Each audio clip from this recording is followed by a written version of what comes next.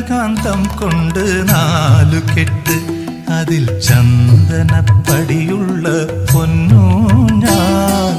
ചന്ദ്രകാന്തം കൊണ്ട് നാലുകെട്ട് അതിൽ ചന്ദനപ്പടിയുള്ള പൊന്നൂഞ്ഞാൽ.